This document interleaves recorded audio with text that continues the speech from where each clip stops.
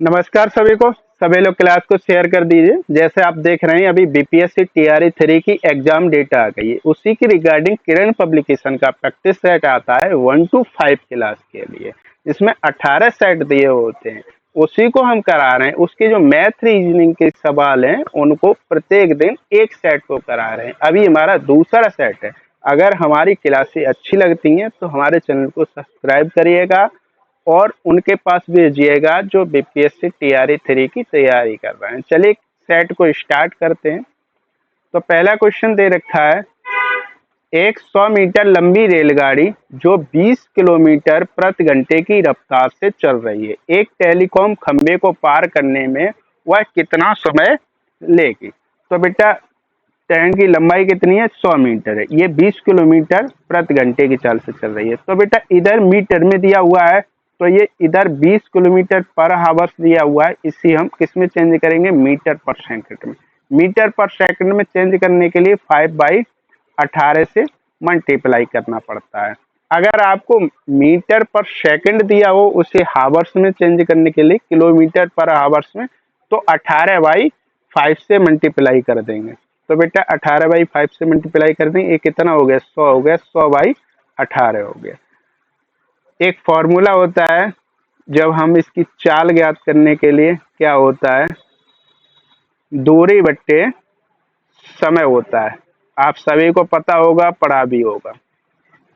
हमको समय पूछा है तो समय बराबर क्या हो जाएगा, दूरी बट्टे चाल हो जाएगा। चाल हमारी कितनी दे रखी है, दूरी कितनी है, 100 मीटर है। चाल कितनी दे रखी है, 100/18 मीटर पर सेकंड देख रखी है। तो 100 लिख देंगे, बटे 18 लिख देंगे। ये 18 हमारा ऊपर चला जाएगा तो क्या हो जाएगा, 100 इंटू 18 हो जाएगा, बटे 100। 100 से 100 कैंसिल हो जाएगा, बचेगा क्या, 18। इसका मतलब 18 सेकंड में वो पार कर लेगी। ऑप्शन नंबर ए सही है, यानी 18 सेकंड। नेक्स्ट क्वेश्चन की बात करते हैं। ये देखो बीजगणितीय सवाल है, इन्हें अगर करोगे तो बहुत टाइम लगेगा, ठीक है। लेकिन हमारे पास टाइम का थोड़ा समस्या होती है, हमको जल्दी से जल्दी क्वेश्चनों को करना होता है, तो हमें इन्हें ऑप्शन से एलिमिनेट करते हैं। तो बेटा ऑप्शन से जब एलिमिनेट करते हैं तो देखो इधर ये बराबर का चिन्ह लगा, इसका मतलब ये दोनों वैल्यू हमारी बराबर आने जानी चाहिए। जिस ऑप्शन से बराबर आ जाएंगी वही ऑप्शन सही होगा। जब हम -2 रख दें एक्स स्क्वायर, एक्स की जगह, तो बेटा ये एक्स स्क्वायर लगाए तो ये क्या हो जाएगा, 4 हो जाएगा। माइनस का 5x दिया हुआ है, एक्स की जगह जब बेटा 2 रखेंगे तो कितना हो जाएगा, 10 हो जाएगा। ये माइनस लगा है तो ये प्लस बन जाए, प्लस का 10 हो जाएगा। प्लस का ये 8 दे रखा है, बराबर क्या दे रखा है, x+2। बेटा x की जगह -2 जीरो हो गया, तो बेटा इधर 0 0 का मल्टीप्लाई करेंगे तो ये तो बेटा 0 बन जाएगा। प्लस का 2 बचेगा, बेटा क्या बचेगा, प्लस का 2। वट इधर कितना आ रहा है, 4 10 14, 14 और 8 कितना आ रहा है, 22 आ रहा है, और बराबर 2 आ रहा है। तो भैया ये दोनों बराबर तो है नहीं वैल्यू, तो इसका मतलब ये ऑप्शन फर्स्ट गलत होगा। अब देखो बेटा सेकंड ऑप्शन को हम लेते हैं, तो जब सेकंड ऑप्शन को लेंगे तो बेटा एक्स स्क्वायर की जगह, बेटा एक्स की जगह हमने 3 रखा, इस पे स्क्वायर लगाए तो ये कितना हो जाएगा, 9 हो जाएगा। माइनस का 5 दे रखा है, और एक्स की जगह हमने 3 रखा है तो ये कितना हो गया, 15 हो गया, और ये प्लस का 8 दे रखा है। तो बेटा 9, ये माइनस का 15 है, तो 15 में से 9 गए तो कितना बचेगा, माइनस का 6 बचेगा। माइनस का 6 8 में से गया तो क्या बचेगा, प्लस का 2 बचेगा। अब देखो इधर क्या है, x+2 है बेटा, ये कितना हो जाएगा, x की जगह 3 रखेंगे तो ये कितना हो जाएगा, 5 हो जाएगा। इधर x की जगह 3 रखेंगे तो इधर ये प्लस का है, इधर माइनस का है, तो ये 0 बन जाएगा। तो बेटा 0 का चाहे किसी भी संख्या मल्टीप्लाई कर दो, एंड में आता है वो 0, बचेगा क्या, ये 2 बचेगा। तो बेटा बराबर 2 बराबर क्या हो गया, 2 हो गया। ये दोनों बराबर हो गई, इसका मतलब ऑप्शन नंबर सेकंड सही है। आप ऐसे सवालों को ऑप्शन से ही करोगे तो बढ़िया रहोगे, और ये सारे सवाल ऑप्शन से बन जाते हैं अगर आपने सही तरह करना सीख लिया तो। कितने मूलधन को 5% वार्षिक ब्याज की दर से 3 महीनों के लिए जमा करने पर मिश्र धन 2025 हो जाएगा। तो बेटा इसमें मूलधन हमको ज्ञात करना है, रेट हमको 5% दिया हुआ है, तो मैंने मान लिया, माना मूलधन क्या है, मूलधन मैंने x मान लिया। ठीक है बेटा, एक हमारा फॉर्मूला होता है जब हम ब्याज ज्ञात करते हैं, क्या फॉर्मूला होता है, मूलधन इनटू दर इनटू समय बटे 100 होता है। तो अब बेटा मूलधन को हमने क्या माना है, x मान लिया है। ठीक है बेटा, क्या मान लिया है, x मान लिया है। और ये दर हमारी क्या दे रखी है, दर क्या है हमारी 5% है, दिख रहा है। और ये समय हमारा कितना दे रखा है, 3 महीने दे रखा है। इसे हम ईयर में चेंज करेंगे तो क्या करेंगे, एक साल में कितना मंथ होता है, 12 होता है, तो 3 में 12 से हम भाग कर देंगे, तो 3/12 हो जाएगा। ठीक है, और बटे 100 इनटू में, तो बेटा ये कितना आएगा, 15, 5 से कट गया 20, इसका मतलब ये x/80 आ गया। क्या आ गई, हमारी ब्याज आ गई। ठीक है बेटा, अब हमने एक फॉर्मूला पढ़ा था, अगर आपको मूलधन ज्ञात करना है, मिश्रधन दे रखा है, तो बेटा हम क्या करेंगे, मूलधन बराबर मिश्रधन माइनस ब्याज कर देंगे और हमारा आंसर लिख लाएगा। देखो मूलधन बेटा कितना दे रखा है, मैंने x मान लिया, तो यहाँ x रख देंगे। मिश्रधन हमारा कितना है, 2025 है। ब्याज हमारी कितनी निकल के आई, x/80 निकल के आई। ठीक है बेटा, x/80 हम इधर लेके जाएंगे तो ये माइनस में है, तो ये प्लस में हो जाएगा, x + x/80 हो जाएगा, बटे 2025 दे रखा है। बेटा फ्रैक्शन सॉल्व करेंगे तो कितना आ जाएगा, 80 इधर और ये x 81, x/80 हो जाएगा। ठीक है बेटा, और ये 2025 दे रखा है। जब बेटा इसे कैंसिल कर देंगे, ये कैंसिल हो जाएगा, उसके बाद कितना बचेगा, ये 80 का इधर मल्टीप्लाई कर देंगे तो कितना आएगा, अरे यार 2000 रुपये आ जाएगा। 2000 किस में सही है, ऑप्शन नंबर पहला सही है, यानी 2000 रुपये। थोड़ा इसे इरेज कर दें ना, अगले क्वेश्चन में दिक्कत होगी।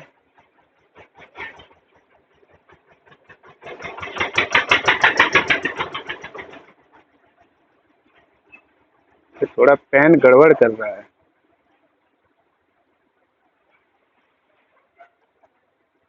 कल इसमें रिफल नहीं डाला।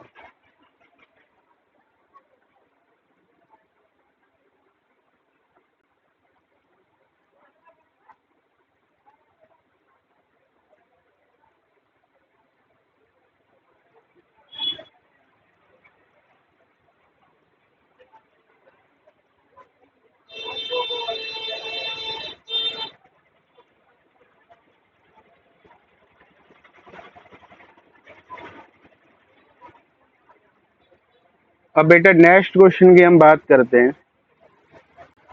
नेक्स्ट क्वेश्चन हमारा क्या दे रखा है, ए, बी और सी एक कारोबार को शुरू करते हैं। ए बी से 3 गुना पैसा लगाता है और बी सी से 2/3 पैसा लगाता है।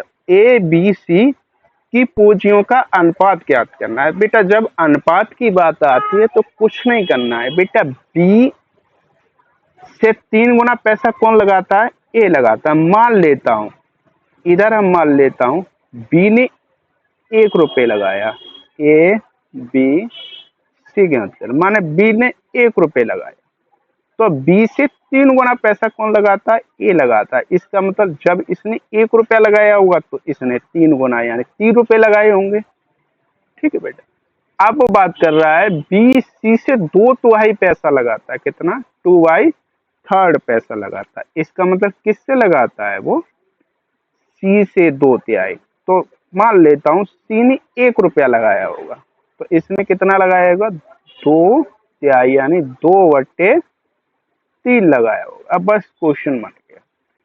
जब बेटा इस तरीके से हम करते हैं तो देखो, जो बगल में अगर खाली जगह दिए हुए है तो बगल में जो भी संख्या लिखी होती है उसको ही हम लिख लेते हैं। देखो यहाँ कितना लिखा है, बल लिखा है, इसके बगल में खाली जगह है तो यहाँ पे भी हम बल लिख लेंगे।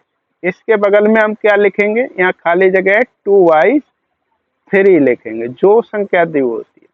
अब बेटा मल्टीप्लाई कर देंगे, इसका मल्टीप्लाई इससे कर देंगे, इसका इससे और इसका इससे।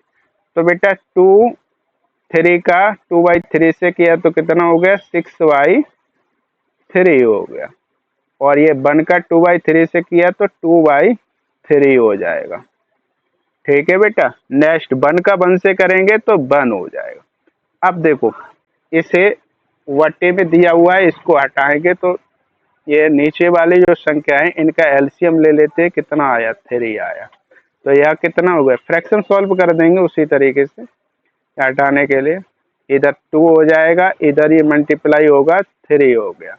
बाकी ये नीचे की संख्या दी हुई है, इससे कोई मतलब नहीं, हमारा आंसर आ गया 6/2 अगर बेटा वैसे तो ये कई सारे मेथडों से हम कर सकते हैं, लेकिन क्या है कि अगर ये मेथड आपसे गए ना ये करना तो कितना ही हार्ड क्वेश्चन आ जाए आप क्वेश्चन को बना के नहीं आओगे। बहुत सारे मेथड ऐसे होते हैं जिनमें आप कंफ्यूज हो जाते हैं, लेकिन ये सीख गए तो इसमें आप कंफ्यूज नहीं होगे, आप क्वेश्चन को बना के आओगे। नेक्स्ट क्वेश्चन दे रखा है, एक परीक्षा में एक उम्मीदवार को एक संख्या का, मान लेता हूं, माना संख्या कितनी है, एक्स है, माना संख्या एक्स मान लेता हूं।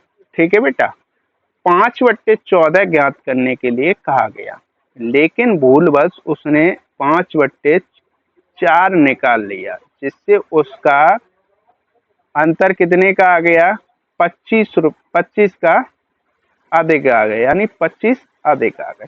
तो बेटा जब अधिक की बात करता है तो इन दोनों में से हम माइनस कर देंगे, हमेशा माइनस करते, तो ये 5/, उस संख्या का ऑलरेडी दे रखा है, उस संख्या का 5/4 तो का दिया रखा है, तो संख्या क्या दी है, एक्स दी हुई है, एक्स का हम क्या करेंगे, मल्टीप्लाई करेंगे 5/4 में।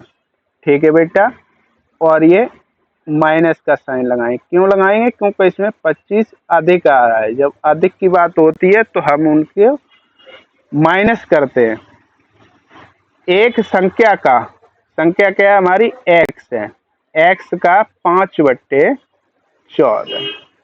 कितना आ रहा है, 25 अधिक आ रहा है। तो बेटा फ्रैक्शन सॉल्व कर देंगे, 14 और 4 का एलसीएम कितना होता है, 28 होता है, 4×7 = 28 यानी ये 35x हो गया। फ्रैक्शन सॉल्व करना सभी को आता होगा, मुझे बताना की जरूरत नहीं है।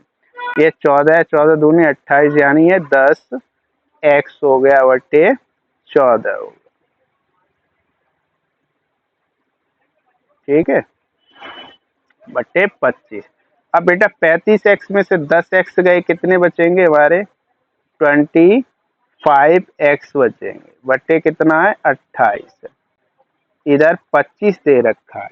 अब बेटा ये 25 से तो डायरेक्ट 25 कट गए, तो x बराबर क्या आ गया, 28 आ गया। इसका मतलब ऑप्शन नंबर कौन सा सही है, पहला सही है।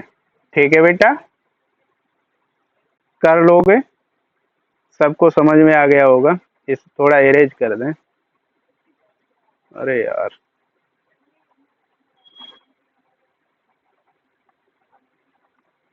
इसका पेन थोड़ा आज गड़बड़ कर रहा है, पता नहीं क्यों गड़बड़ कर रहा है, इरेज नहीं हो रहा है।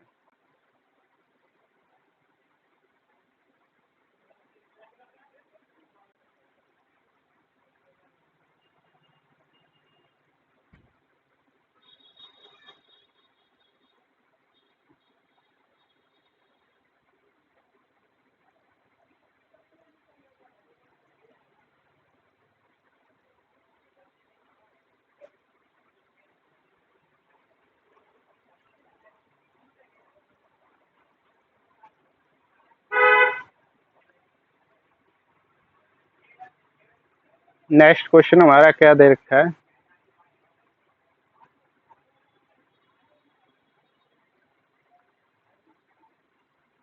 नेक्स्ट क्वेश्चन की बात करते हैं।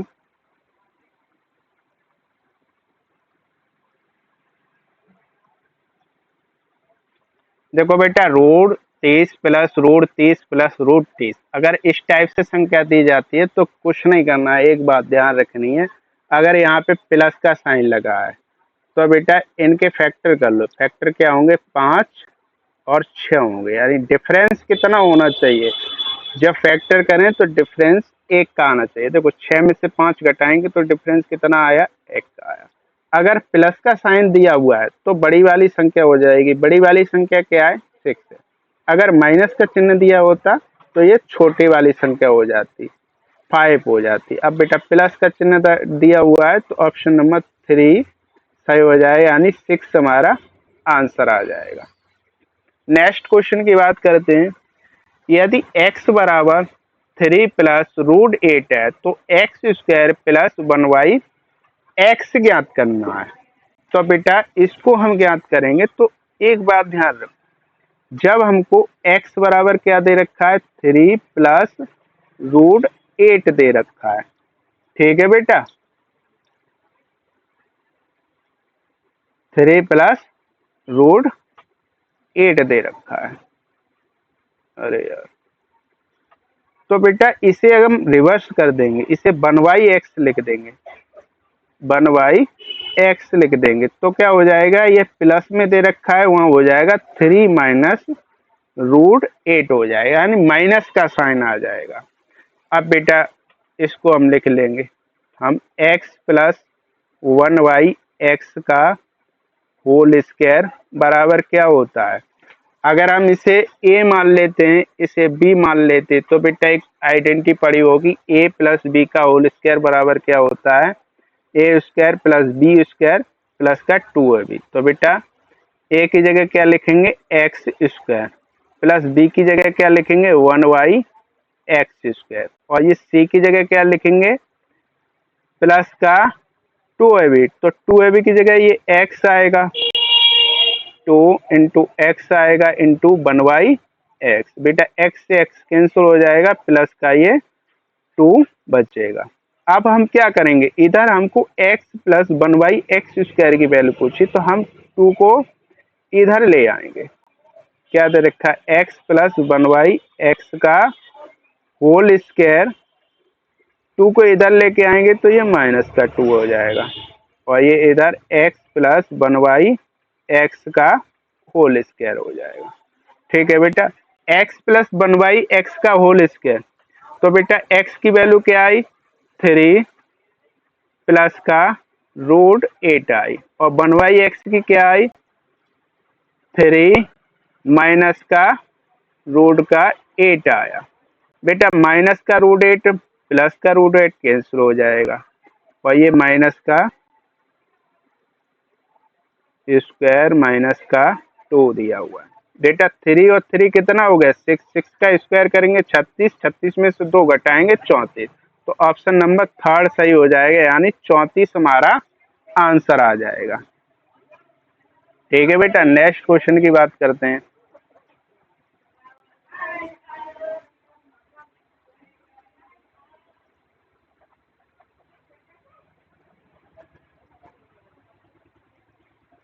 पता नहीं यार क्या हो गया है, इरेज ही नहीं होता है।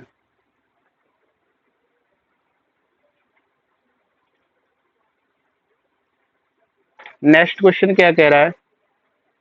एक वृत्त आयत की परिमाप समान है, आयत की भुजाएं 18 सेंटीमीटर तथा 26 सेंटीमीटर है, तो वृत्त का क्षेत्रफल ज्ञात करना है।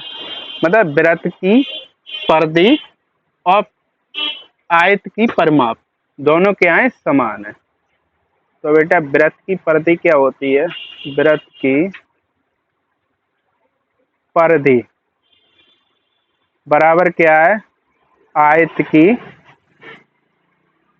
परिमाप, परिमाप दी हुई है।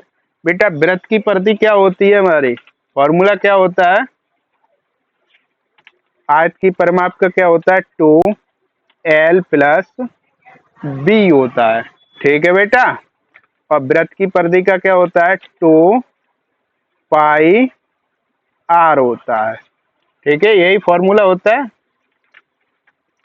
अब बेटा 2 से 2 कैंसिल हो गया, बचेगा क्या पाई आर बट्टे बराबर एल प्लस बी बचेगा, ठीक है बेटा। अब इसमें आयत की भुजाएं क्या दे रखी है, एक 18 सेंटीमीटर, एक 26 सेंटीमीटर दे रखी है बेटा। जब ये पाई की जगह क्या लिखेंगे 22/7। जब बेटा 18 और 26 ऐड करेंगे तो कितना आ जाएगा 44 आ जाएगा, और ये आर दे रखा है। 22 से 44 कैंसिल हो जाएगा तो आर की वैल्यू क्या आ गई 14 आ गई। अब बेटा वृत्त का क्षेत्रफल क्या होता है, वृत्त का क्षेत्रफल क्या होता है पाई आर स्क्वायर होता है। तो बेटा पाई की वैल्यू क्या है 22/7 दे रखी है, और ये वृत्त का क्षेत्रफल यानी आर क्या आ गया हमारा 14 सेंटीमीटर, और इंटू 14 कैंसिल हो जाएगा। ऑप्शन कौन सा सही है 22, 244 और 14 यानी 616। ऑप्शन नंबर थर्ड सही हो जाएगा। नेक्स्ट क्वेश्चन की बात करते हैं। नेक्स्ट क्वेश्चन क्या दे रखा है,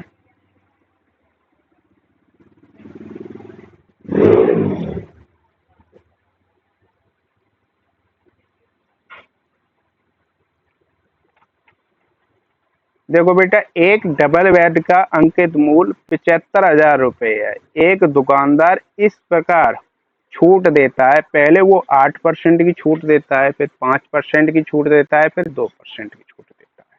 तो बेटा अंकित प्राइस क्या है 75,000 रुपये। 75,000 इंटू कितने की छूट दे रहा है क्रम से 8 की दे रहा है, तो 100 में से 8 घटाएंगे तो कितना बचेगा 92 बचेगा। इंटू फिर 5 की दे रहा है, 100 में से 5 घटाया तो कितना बचा 95 बचा। और ये 100 भी लिखते जाएंगे इसकी जगह 100, और ये इधर कितना हो गया, अब ये 2 घटा रहा है तो कितना 98 बचेगा बटे 100। तो बेटा अब इसको कैलकुलेट कर देंगे तो हमारा आंसर आ जाएगा, ऑप्शन नंबर थर्ड वाला आंसर आ जाएगा। आप कैलकुलेट कर लेना। नेक्स्ट क्वेश्चन की बात करते हैं। एक व्यक्ति अपनी कुल यात्रा का 9/20 भाग बस द्वारा जाता है, शेष वो दूरी किससे चलता है पैदल चलता है, तो उसकी कुल यात्रा क्या होगी। तो बेटा कुल यात्रा के लिए जो दूरी चली हुई है उसको हम ऐड कर देंगे, तभी तो हमें कुल यात्रा लिख लेगी। तो कुल यात्रा मान लेता हूं x दी हुई है, क्या है कुल यात्रा हमारी x है, ठीक है बेटा।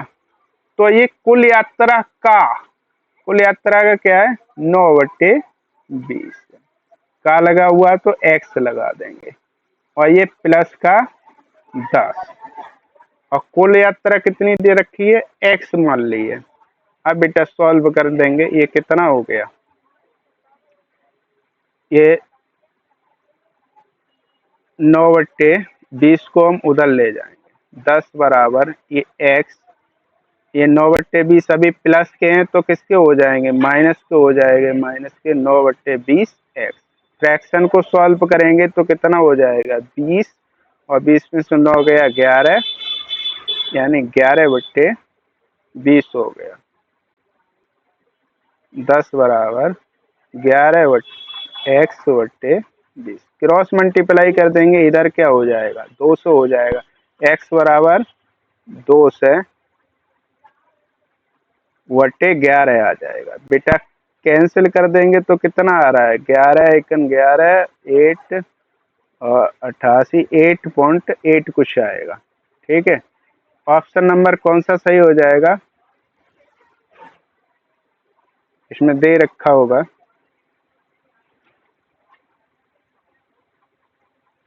देख लेना, अभी खुल नहीं रहा है।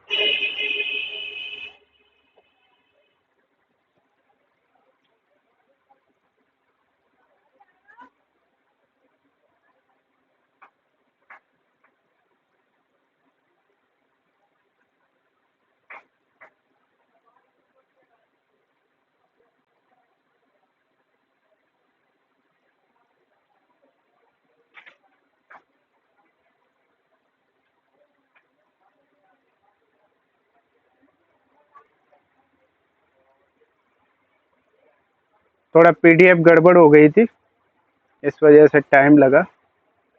चलिए आगे कंटिन्यू करते हैं। तो ऑप्शन नंबर कौन सा आएगा? थर्ड वाला आएगा, यानी 18.18 किलोमीटर। ठीक है बेटा, नेक्स्ट क्वेश्चन की बात करते हैं। एक आयत की परिधि कितनी दे रखी है? 2 से 80 मीटर दे रखी है, तथा लंबाई चौड़ाई का अनुपात क्या दे रखा है? 5:2 दे रखा है। तो बेटा आयत का क्षेत्रफल ज्ञात करना है। तो बेटा क्या करना है? आयत की परिधि का फॉर्मूला क्या होता है? आयत की परिमाप बराबर क्या होता है?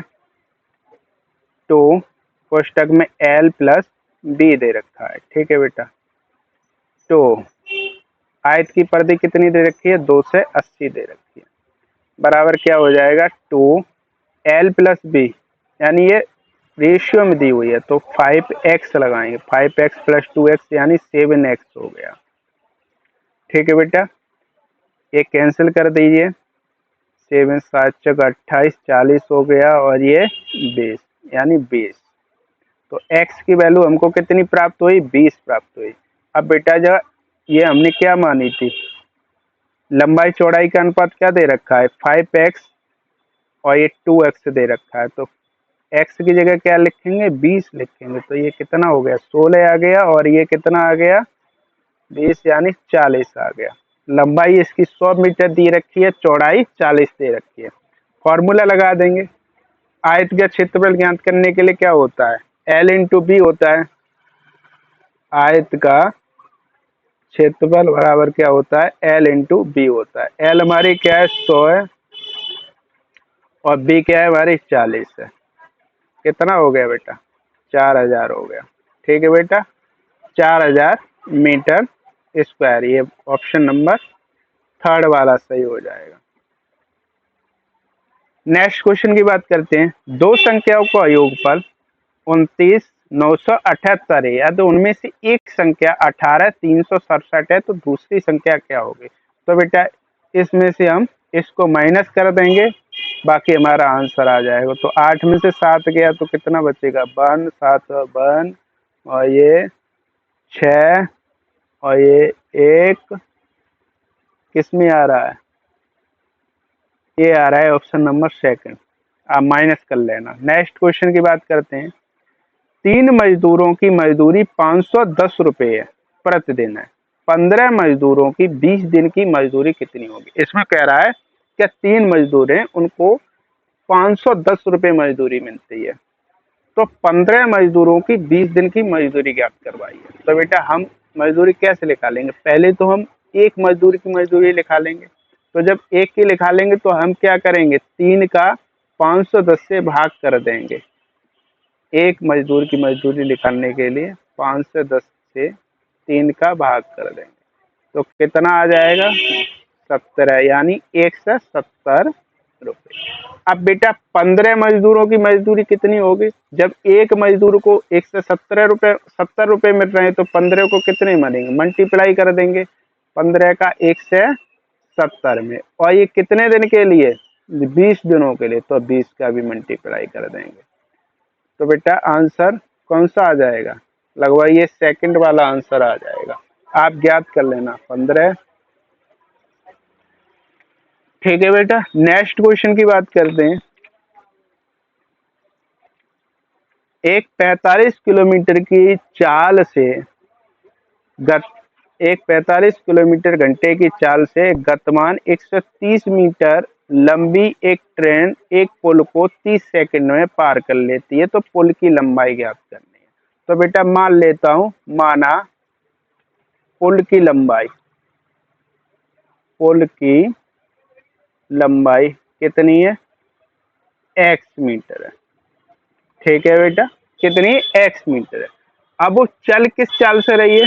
45 किलोमीटर प्रति घंटे की दर से चल रही है, बट हमें ये लंबाई दूरी कितने किस में दी है? मीटर में दी है, तो इसे हम 45 को मीटर पर सेकंड में ज्ञात करें। जब मीटर पर सेकंड में ज्ञात करेंगे तो 45 में 5/18 से मल्टीप्लाई कर देंगे। 9 2 और 9 5 45, 25 2 हो गए। चाल कितनी आ गई? 25/2 आ गई। ठीक है बेटा। अब देखो, जो एक ट्रेन है जिसकी लंबाई कितनी है? 130 मीटर लंबी है। ठीक है बेटा। अब वो पुल को पार पार कर रही है। तो बेटा ये ट्रेन है। ठीक है। इधर ये पुल है, यहाँ से ये शुरू होता है, इसकी भी कुछ न कुछ लंबाई होगी, तो ये बेटा बढ़ जाएगी ना। तो इसकी लंबाई हमने क्या मान ली? एक्स मान ली है। तो क्या हो जाएगी? 130 + एक्स हो जाएगा। तो फॉर्मूला लगा देंगे, चाल बराबर दूरी बट्टे समय होता है। तो बेटा चाल कितनी दे रखी है? 25/2 दे रखी है। ठीक है। और दूरी कितनी दे रखी है? 130 + एक्स दे रखी है। 130 + एक्स। और समय कितना दे रखा है? 30 सेकंड दे रखा है। अब बेटा हम क्या करेंगे? इधर देखो क्रॉस मल्टीप्लाई कर दिया, इधर क्या होगा? 25/2 इंटू 30, यानी 25×3 = 75, 750, 345 हो गया। और ये इधर 130 प्लस का एक्स, 130 इधर जाएगा तो कितना हो जाएगा? माइनस हो जाएगा। तो 345 में से 130 घटाएंगे तो 5 बचेगा, और ये 4 यानी 1, और ये 2 से 15 हमारा आंसर आ जाएगा। कौन सा सही है?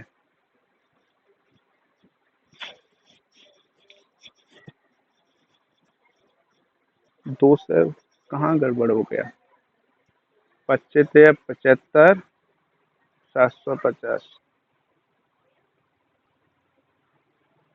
750 डिवाइड 2 से, और ये 2×3 = 6, 2×7 = 14, और 2×5 = 10। 375 में से 130 घटाएंगे तो एक से बराबर 145 आंसर आ जाएगा। ठीक है। ऑप्शन नंबर थर्ड सही है। एक साधारण ब्याज से 5% प्रति वर्ष की दर से 2 वर्ष के लिए मिलने वाले 132 रुपए की धनराशि का वर्तमान मूल्य क्या होगा? उसको ज्ञात करना है। तो बेटा हमको मूलधन ज्ञात करवा रहा है, तो माना मूलधन कितना है? माना मूलधन हम 100 रुपये, वो एक्स मान लेते हैं। ठीक है बेटा। फॉर्मूला लगा देंगे, ब्याज बराबर क्या होता है? मूलधन इंटू दर इंटू समय वटे 100। ठीक है बेटा, यही तो फॉर्मूला होता है। तो ब्याज हमारी क्या दे रखी है? किस रेट से है? 5% के।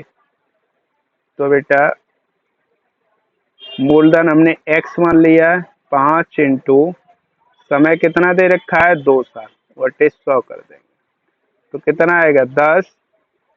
10x/10 आ गया। ठीक है बेटा। ब्याज हमारी क्या आ गई? x/10 आ गई। अब बेटा हमने पहले पढ़ा था कि अगर हमसे मूलधन पूछा जाता है तो हम क्या करते हैं? मिश्र धन में से हम ब्याज को घटा देते हैं। तो ब्याज हमारी कितनी दे रखी है? x/10 आई। ठीक है। मिश्र धन हमारा कितना है? 1 से 32 रुपये। और मूलधन हमारा क्या है? एक्स मान लिया था। बेटा इसे हम इधर लेके आएंगे तो ये साइन चेंज हो जाएगा, x + xy 10 हो जाएगा। क्रॉस मल्टीप्लाई करेंगे, फ्रैक्शन सॉल्व करेंगे तो ये कितना आ जाएगा? 132, यानी 10 और एक कितना हो गया? 11, 11/10 हो गया, बटे 132। कैंसिल कर देंगे 11 से, 11×1 = 11, 11×2 = 22। तो x बराबर कितना आ गया? 120 आ गया। ठीक है बेटा। ऑप्शन नंबर थर्ड वाला सही है। नेक्स्ट क्वेश्चन की बात करते हैं हम। नेक्स्ट क्वेश्चन हमारा क्या दे रखा है?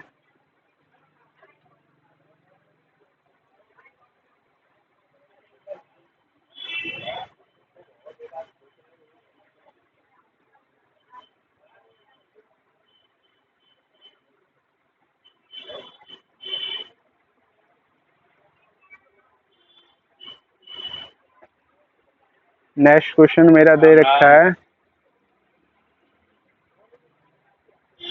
19 वस्तुओं का क्रय मूल्य 16 वस्तुओं के विक्रय मूल्य के बराबर है, तो लाभ प्रतिशत में ज्ञात करना है। तो बेटा क्या दे रखा है, 19 वस्तुओं का क्रय मूल्य यानी 19 इंटू सीपी हो जाए, क्रय मूल्य को हम सीपी से डिनोट करते हैं।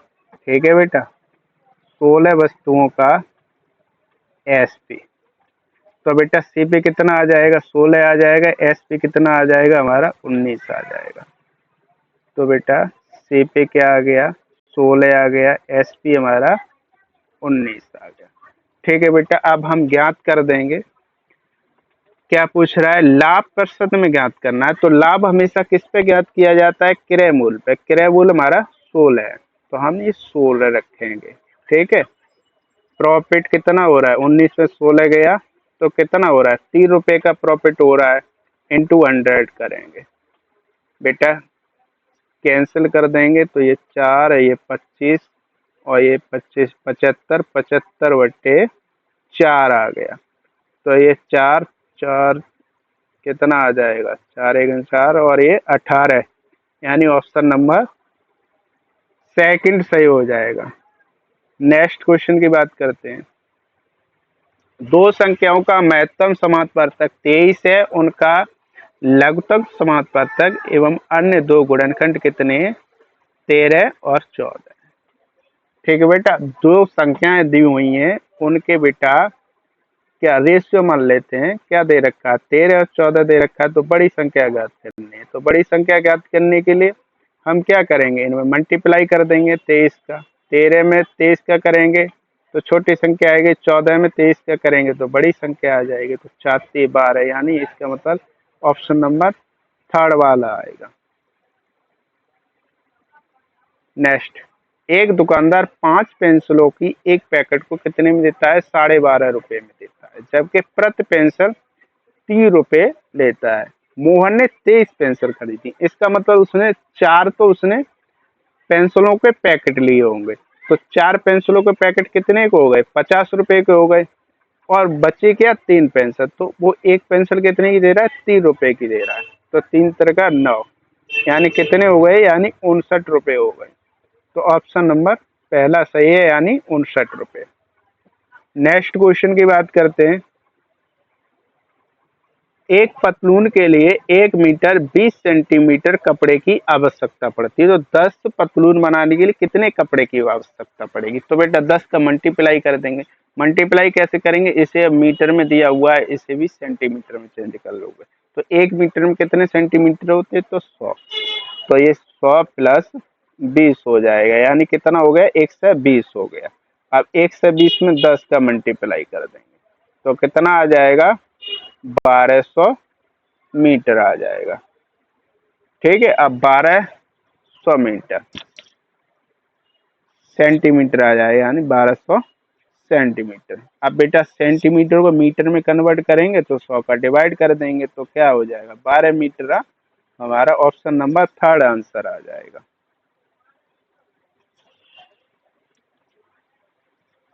दिए गए विकल्प में संबंध शब्द चुनिए।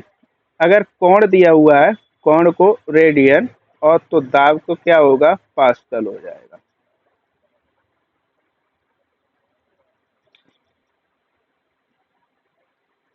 नेक्स्ट क्वेश्चन की बात करते हैं, क्या दे रखा है, निम्नलिखित में से अगला पद क्या होगा। अब देखो ये सीरीज क्या बन रही है, 4 में कितना ऐड हो रहा है, 3 ऐड हो रहा है, और 4 ये लेटर में लिखा हुआ है, डी का कौन से नंबर पे होता है, 4 नंबर पे होता है, सी किस नंबर पे होता है, 3 नंबर पे होता है। इसी प्रकार इधर ऐड हो रहा है 3, इधर ऐड हो रहा है, तो इधर भी 3 ऐड होगा तो यहाँ कितना हो जाएगा, 13 हो जाएगा। 13 का अक्षर क्या होता है, एम होता है, 13वें नंबर पे। इसी प्रकार इधर 3 में कितना हो रहा है, 6 हो रहा है, 6 में कितना होगा, 9 होगा, और 9 में कितना होगा, 12 होगा। तो बेटा 13 और 12 किस में आ रहा है, इसमें आ रहा है, ऑप्शन नंबर सी सही है। नेक्स्ट क्वेश्चन की बात करते हैं। 39 विद्यार्थियों की कक्षा में सुरेश की रैंक अशोक से 7वें रैंक आ गए, यानी 7 रैंक आगे कौन है, सुरेश की रैंक थी अशोक। ठीक है बेटा, अशोक की रैंक 17वें स्थान पे है, तो शुरू से सुरेश की रैंक क्या होगी? तो बेटा ये कौन से 17 में, अशोक की रैंक क्या है? 17वें स्थान पे। तो 39 में से 17 माइनस कर देंगे, प्लस का 1 ऐड कर देंगे, तो 17 34 और ये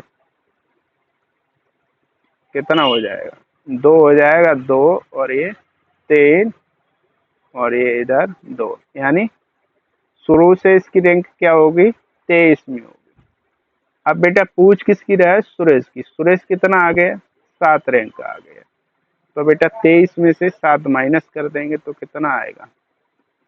जब 7 बेटा माइनस करेंगे तो ये 20 और ये 16, 16वें नंबर पे। ऑप्शन नंबर पहला सही है। एक पुरुष की ओर संकेत करते हुए एक लड़के ने कहा, वह मेरी बहन के दादा। मतलब ये कोई लड़का है, ठीक है, इसने कहा वह मेरी बहन। बहन को पहचानने के लिए हम प्लस का चिन्ह लगा देंगे। ठीक है बेटा, ये बहन भाई है। बहन के दादा, तो भाई पहले पिता होंगे, उसके बाद दादा आएंगे। इसी प्रकार से तो क्रम बनेगा। दादा की एकमात्र संतान है। दादा की एकमात्र संतान कौन हो गया? इनका पिता। तो ये क्या है? उनकी एकमात्र संतान।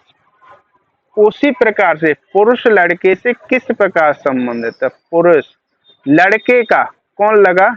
पिता लगा। तो ऑप्शन नंबर पहला सही है। नेक्स्ट क्वेश्चन की बात करते हैं। एक विशिष्ट कोड भाषा में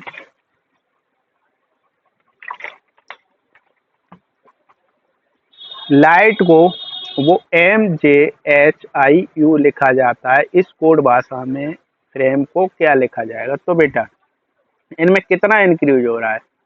LM, यानी +1 का इंक्रीज हो रहा है सभी में। इधर आई की जगह J आ गया, इधर भी +1 का इंक्रीज हो रहा है। हमेशा अगर ऐसे क्वेश्चन आ जाते हैं तो आप कैसे किया करो? L कौन से नंबर पे होता है? 12 नंबर पे। I कौन से? 9 नंबर पे होता है। J कौन से? 7 नंबर पे होता है। तो बेटा ऐसे ही इसी प्रकार H कौन से नंबर पे? 8 पे। T कौन से पे? 20वें नंबर पे। इसी प्रकार इसे लिख लीजिए 13 पे। J कितने पे? 10 पे। H कितने पे? 8 पे। I कितने पे? 9 पे। U कितने? 21 पे। तो हमेशा इस टाइप से मैचिंग किया करो। इसमें 4-5 पैटर्न होते हैं। वो अगर आपको पैटर्न आपने सही से तैयार कर लिए तो मुझे नहीं लगता कि ऐसे क्वेश्चन एक भी आपके छूटेंगे। तो आप ये जो 5 पैटर्न होते हैं उनको आप सही से तैयार कर लीजिए, एक भी क्वेश्चन इस टाइप का नहीं छूटेगा। और हमेशा ऐसे ही करने की प्रैक्टिस डालो। तो इसमें कितना ऐड हो रहा है? 1 का ऐड हो रहा है। इसमें कितना ऐड आ रहा है? 1। तो इधर भी एफ की जगह क्या आ जाएगा? EF जी आ जाएगा। तो जी किस में है? इसमें है। पहले नंबर पे जी और किसी में नहीं है, तो डायरेक्ट टिक लगा दो, ज्यादा सॉल्व करने की जरूरत भी नहीं है। नेक्स्ट क्वेश्चन की बात करते हैं। एक आदमी दक्षिण की ओर मुंह किए खड़ा है। वह घड़ी की चाल से की विपरीत दिशा में 135 का कोण बना रहा है। तो बेटा क्या होगा?